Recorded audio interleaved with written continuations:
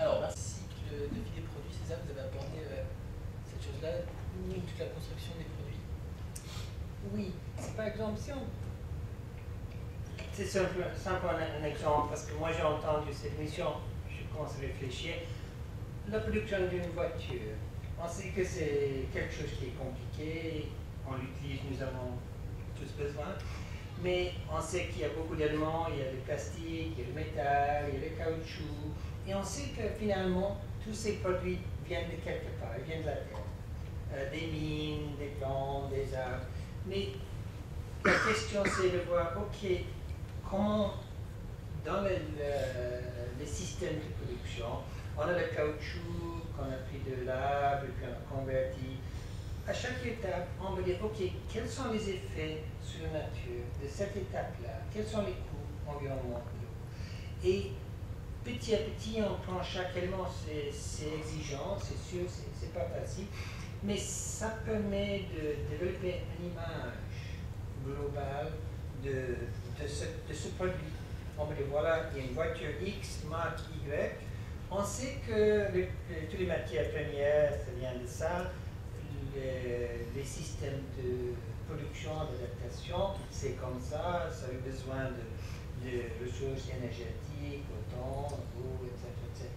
Et comme ça, on peut dire que le coût global de ce produit est ce que c'est. Et c'est le travail que ce groupe, je pense que ce sont des Américains, ils sont donné cette tâche, ça a été très difficile, mais apparemment ils ont eu quand même beaucoup de succès. Et pour moi, c'est quelque chose qui est une piste à suivre, parce que ça pourrait apporter quelque chose. Et aussi, la rentabilité.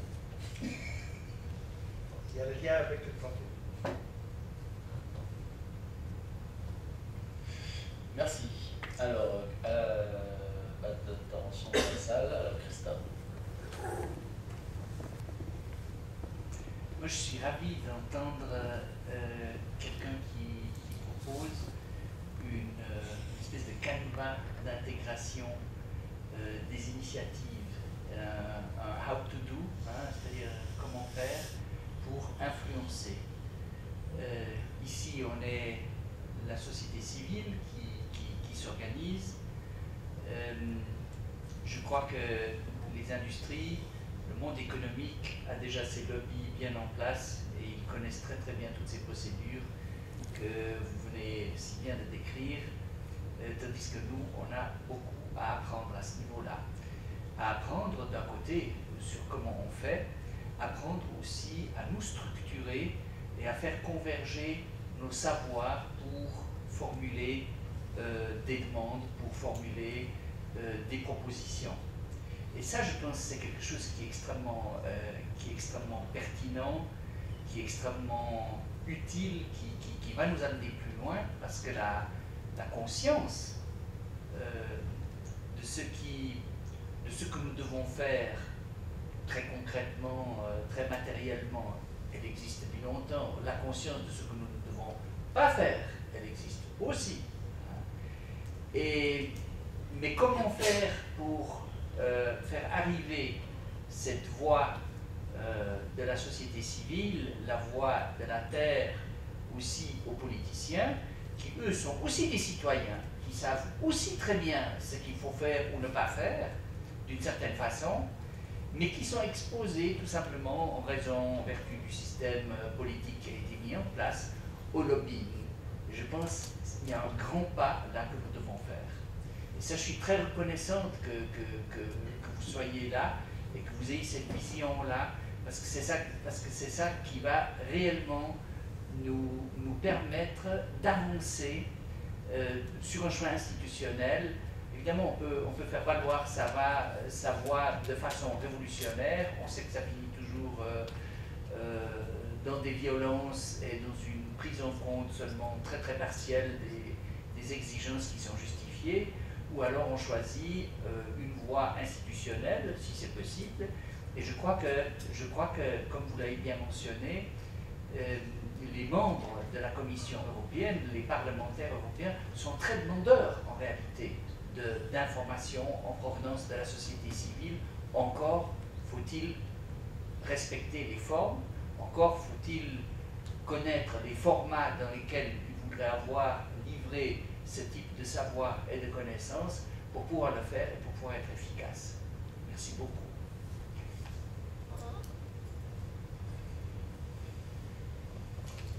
Merci. Est-ce qu'il y a des remarques, des questions qui viennent de la salle? Oui, à toi. Ah oui, donc moi je suis géologue et éducateur scientifique à OSI. Donc vous pensez bien qu'au niveau sensibilisation par rapport à la nature et dans le contexte de la géologie est particulièrement important. Et je pense que c'est mon travail sur les droits de la nature, c'est un défi par rapport à ces métiers d'exploitant des ressources naturelles pour l'humanité, pour son bien-être, souvent pour son développement économique. Et en fait, je voulais éventuellement soulever une réflexion. On a vu vous avez présenté les réflexions qui pourraient se faire dans ce sens-là sur le droit de la nature au niveau des États, des gouvernements. Je voulais vous demander ce que vous pensiez, on a vu aussi les actions au niveau du citoyen, je voulais vous demander ce que vous pensiez au niveau des actions possibles, au niveau des professionnels, au niveau des multinationales qui travaillent justement dans les domaines de la géologie, des exploitations forestières, de la production d'énergie, etc.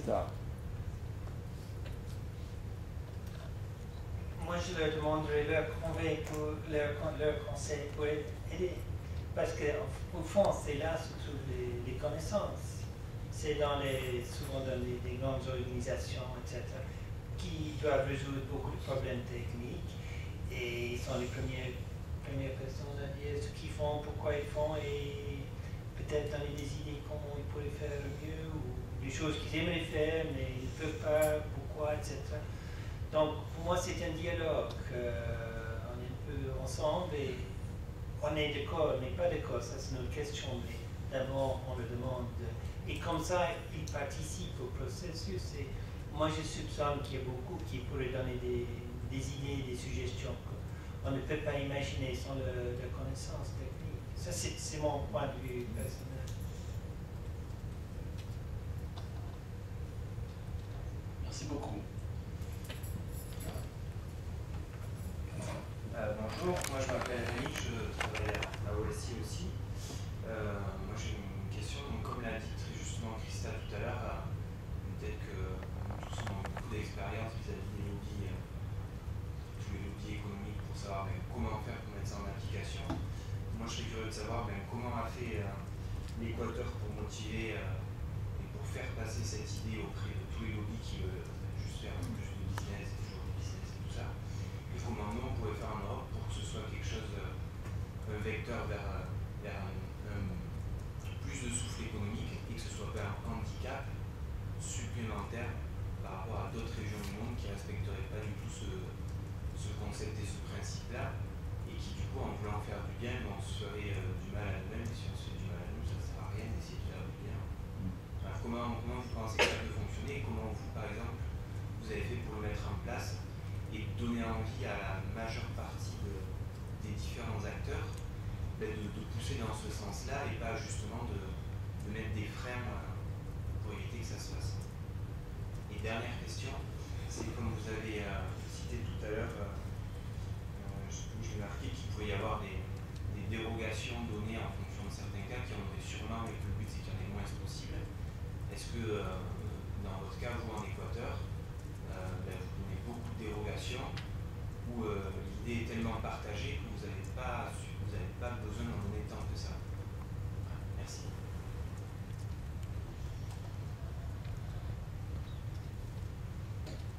Merci pour la question et merci pour la présentation. Et pour moi, je suis ravi d'écouter qu'il y aura une initiative citoyenne pour essayer d'avoir des droits de la nature dans le contexte de l'Union européenne. Si vous arrivez à quelque chose, ça va nous aider beaucoup. Ça va nous aider beaucoup parce que peut-être nous serons l'Union européenne et l'Équateur qui vont essayer de faire des choses avec les autres pays du monde pour avoir la même initiative. Le processus à l'Équateur a été un petit peu différent. Bien sûr, il ne s'agit pas de 28 pays qui on doit trouver le consensus dans une discussion juridique. Le processus a commencé en 2007, quand il y a eu un nouvel gouvernement qui a considéré que la constitution dernière n'a pas été à la hauteur de ce qu'on a besoin comme pays pour nous développer dans un contexte différent du monde. Et c'est là qu'il a commencé la discussion, on va dire. Si on avait besoin ou pas d'une nouvelle constitution. C'était la première question, tout d'abord. Après, quand on est arrivé à la conclusion que oui, que nous avions besoin d'une nouvelle constitution, après, on a sélectionné des personnes en représentation de toute la population. Et il y a eu un système de dialogue ouvert, on va dire, à travers les représentatifs qui ont participé dans les débats pour assembler les nouvelles règles d'une nouvelle constitution.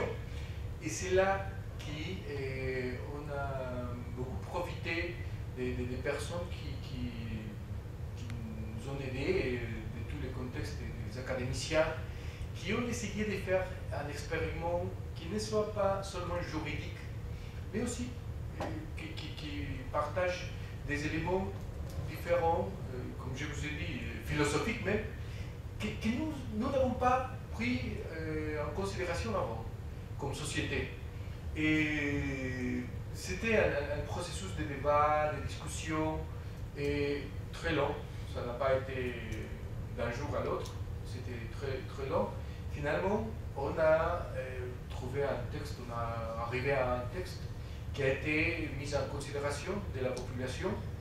La population a considéré que oui, qu'il y avait beaucoup de choses très ambitieuses dans la Constitution. La population a dit, bon, nous acceptons ça. Tout d'abord, même aujourd'hui, nous sommes, je ne dirais pas isolés, mais nous sommes 3 ou 4 pays qui partageons la même conception. Et aussi le précédent a été aussi qu'à la Bolivie, il y a eu un débat très fort sur la possibilité d'utiliser des conceptions des indigènes et des Indes et les utiliser pour la Constitution. Ça a été pour moi le départ. J'ai presque oublié ça.